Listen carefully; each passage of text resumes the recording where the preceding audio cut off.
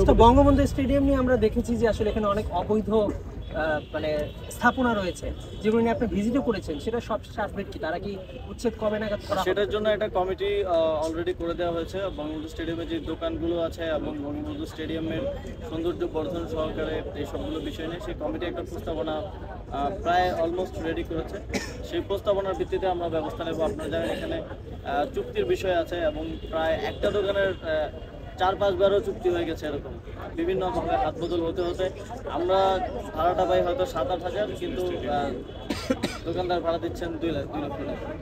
তো সেটার সমন্বয়টা কিভাবে হবে এবং আমরা একটা দাম নির্ধারণ করে দিব, যাতে আমাদের এই আয়ের অর্থটা আমরা আবার ফেডারেশনগুলোর আর্থিক ইয়ে আছে সেখানে ব্যয় করতে পারি।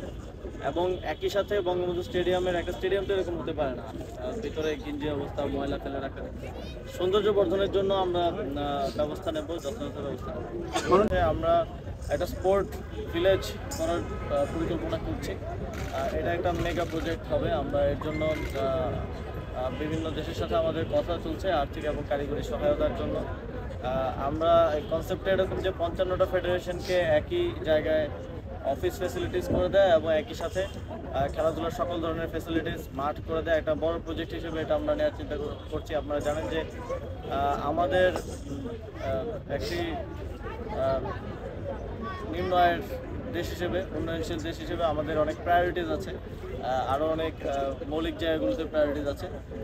সেজন্য এটা আমরা চেষ্টা করছি যাতে যেই দেশগুলো এখন আমাদেরকে এই পরিস্থিতি সহযোগিতা করতে আগ্রহ দেখাচ্ছে তাদের থেকে কারিগরি এবং আর্থিক সহযোগিতাটা নিয়ে একটা স্পোর্টস ভিলেজ ঢাকায় করার এবং সেটার পরিকল্পনা চলমান আছে। পরিবর্তনের বিষয়ে আমাদের উপদেষ্টা পর্যায়ের একটা কমিটি হয়েছে। সেই কমিটি একটা প্রস্তাবনা দিলে তার ভিত্তিতে ওইটা একটা জেনারেল ডিসিশন হবে, কারণ আপনারা জানেন যে হাজার হাজার নাম আছে। তো সেটাই সেই জেনারেল ডিসিশনের ভিত্তিতে সিদ্ধান্তটা আসবে।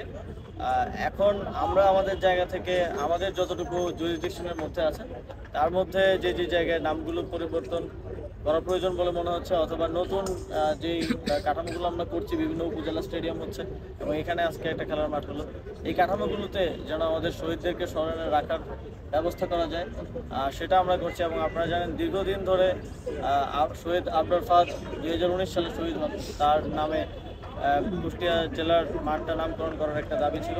আবরার ফাহাদের পরিবারের পক্ষ থেকে এই দাবিটা ছিল। সেই জায়গা থেকে কুষ্টিয়া জেলা স্টেডিয়ামটার নাম আবরার ফাহাদ স্টেডিয়াম নামে করা হয়েছে।